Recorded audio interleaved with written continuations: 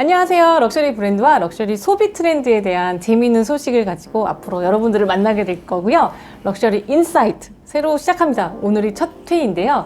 오늘은 최근에 럭셔리 브랜드들에서 갑자기 매출이 이 코로나에도 불구하고 왜 잘 나오는지, 그 다음에 뭐 오픈런이랄지 샷테크랄지 이런 뭔가 매출이 잘 나올 것 같은 키워드들이 왜 갑자기 유행하는지에 대해서 좀 들어보고 싶어서 업계 전문가분을 모셨습니다. 이정희 이사님은요, 현재는 스와치 그룹에서 티소코리아의 총괄을 맡고 계시고요. 이전에는 로레알 코리아에서 랑콤과 알마니, 로레알 홍콩에서 아시아 면세를 담당하시면서 입생로랑 등의 럭셔리 코스메틱 브랜드를 담당하셨고, 또 엘베메치 코스메틱에서 프레쉬라는 공국 브랜드의 럭셔리 코스메틱 브랜드의 또 헤드를 담당하신 경험이 있으십니다. 지금은 뭐 시계업계에 입문하셔서 열심히 시계와 관련된 마케팅과 영업 활동을 하고 계신데요. 오늘 여쭤보고 싶은 게 바로 아까 말씀드렸던 왜 갑자기 코로나19 사태에도 불구하고 명품 잘 팔리나 이런 거였었어요. 명품은 사실은 코로나 사태 이전인 작년에도 성장은 하고 있었습니다. 모두가 어려워하는 코로나에 갑자기 이제 명품 그 매출이 더 늘어나니까 언론에서 많이 주목을 했는데요. 뉴스에서 많이 나왔던 이유가 가장 표면적인 이유죠. 뭐 일단 사람들이 여행을 못 가죠. 네. 여행을 못 가다 보니까 억눌린 소비가 있고요. 또 신혼여행 같은 거 못 가는 분들이 좀 더 예물이나 이런 하는 그런 부분도 있고, 기본적으로 해외에 못 가시는 분들이 해외에 못 가는 부분에 대한 어떤 그런 소비를 명품으로 하는 부분이 좀 있고요.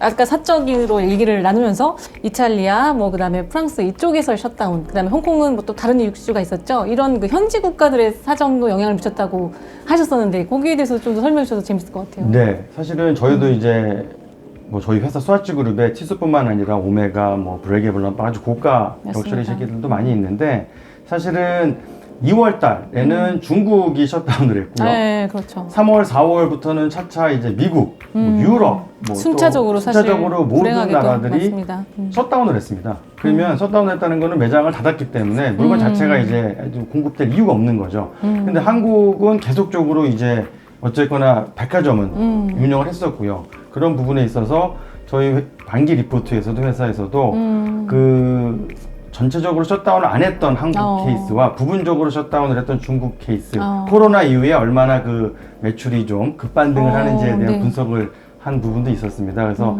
한국 같은 경우는 그런 유럽이나 어떤 다른 주요 마켓에서에 가야 됐던 희소성 있는 물건들이나 제품들이 들어온 부분도 상당한 영향을 미친 부분이 있습니다. 이건 뭐 제 개인적인 생각일 수 있지만 업계분들이 얘기하는 것 중에 하나가 상속이 많이 좀 이루어지고 있는 것도 이런 아주 초고가 럭셔리 와치나 이런 무슨 주얼리 시장에는 영향을 미친다고 하더라고요.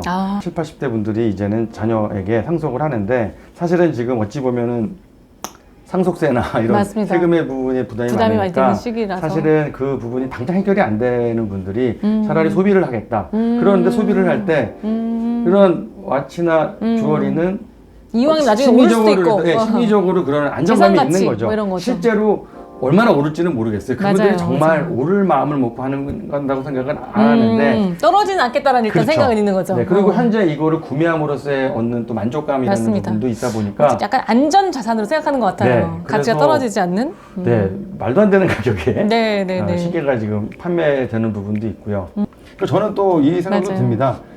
진짜 업계에서는 정말 이게 많이 늘어난 거냐라는 거에 대해서 많이 늘어나긴 했지만은 본사에서 만약에 글로벌리 본다 그러면 한국 분들이 꼭 한국에서만 명품을 산 건 아니죠. 사실 해외여행을 많이 갔죠. 해외여행도 많이 가고, 또 하나는 사실은 이게 코로나랑은 직접적인 연관은 없지만 그 젊은 세대들의 어떤 명품에 대한 어떤 소비가 사실은 큰 트렌드였습니다. 그래서 이 젊은 세대가 단순히 뭐 20, 30대가 아니라 좀 재밌는 현상 중에 하나가 10대 분들이 명품을 이제 알게 된 거예요. 이제 G세대라고 할 수 있는 네, 10대들의 그렇죠. 명품 시장으로의 진출이 소비자로서의 진출이 사실 상당히 화두가 되고 있는 것 같아요. 그러니까요. 저희도 조사를 해봤을 때 10대 중에 한 65% 이상이 명품을 구매한 경험이 있다. 물론 뭐 본인 돈은 아니겠지만은 10대인데 네, 거기에 또 한국의 어떤 그런 아이돌들이 엠버서더가 되는 거죠. 그렇죠. 엠버서더가 돼서 사실은 맞아요. 이런 부분이 좀 더 다양한 소비자들에게 다가갔고, 맞아요. 이런 부분이 이제 좀 어려운 시기인 코로나에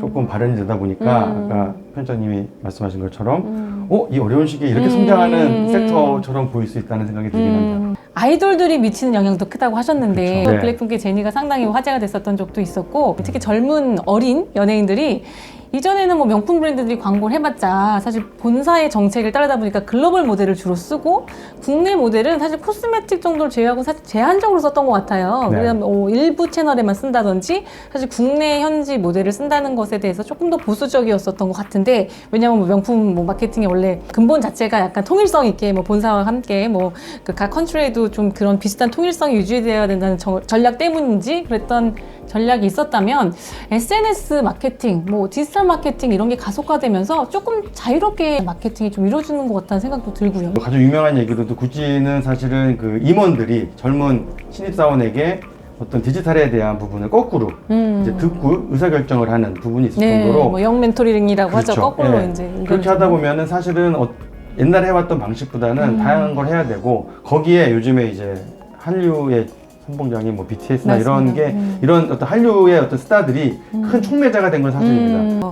그다음에 또 하나의 트렌드가 어떻게 매출을 이어나갈까 하는 고민에서 라이브 커머스라고 해서 뭐 실제로 무슨 홈쇼핑처럼 뭐 방송을 진행하면서 명품을 판다거나, A급 브랜드인데도 그런 식의 아주 언택트한 아주 앞서가는 판매 기법을 사용한 경우가 꽤 있었더라고요. 그래서 실제로 매출로도 이어지고 했던 게 보였고, 뭐 라이브 챗이라고 해서 뭐 또 채팅을 통해서 어떤 상담을 한다거나, 그러니까 기존에 상상하지 못했던 온라인 세계의 혁신이 상당히 일어나고 있는 건 사실인데요.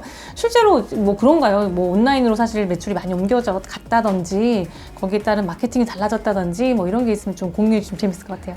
뭐 많이 넘어갔죠. 구찌, 뭐 샤넬 같이 그런 브랜드들도 이제는 많은 온라인 플랫폼을 오픈을 했고요. 제가 아는 바로는 구찌는 이제 오픈마켓 같은 곳에서도 오픈을 했습니다. 그리고 이제 네이버에서도 스토어 팜이 아닌 예를 들어서 브랜드 스토어 같은 것도 만들어서 이런 명품 브랜드를 적극적으로 이제 유치를 하고, 명품 브랜드도 이제는 어떤 희소성이라는 거를 제품이나 가치로 주고자 하지 소비자에게 접근하는 데에 주안점을 두는 것 같지는 않아요. 티소가 뭐 아주 하이엔드는 아니지만은 식기업계에서는 거의 처음으로 이제 이커머스 비즈니스를 좀 확대시켰는데, 코로나 때문에 이커머스 매출 비중이 전체 매출에서 거의 이제 3분의 1에 육박하는 원래 그전에는 그전에는 뭐 미미한 수준이었는데. 시작한 지가 한 2, 3년밖에 안 됐습니다. 마지막으로 저희 DBR 306호에 좀 재미있는 중국 시장 얘기가 실려가지고, 중국에서도 마찬가지로 코로나 사태 이후에 뭐 에르메스 매장이 완전 터져나갈 듯하고 이런 보복 소비라고 하죠. 보통 뭐 이런 사회적 거리두기 때문에 약간 억눌렸던 소비가 이렇게 폭발하면서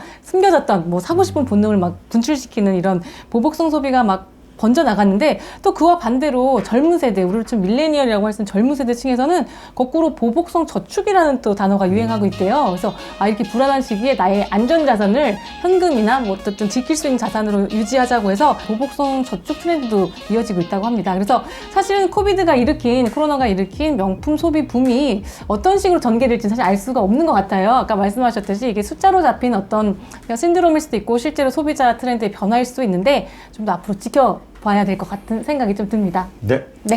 자, 처음 우리 첫 시간이었는데요. 오늘 뭐 코로나 시대에 또 명품 붐 어떻게 일어났고 또 현상은 어떻게 나타나고 있는지 명품계 전문가인 이정익 이사님을 통해서 말씀 좀 들었습니다. 자, 오늘 시간 유익하셨길 바랍니다. 감사합니다. 네.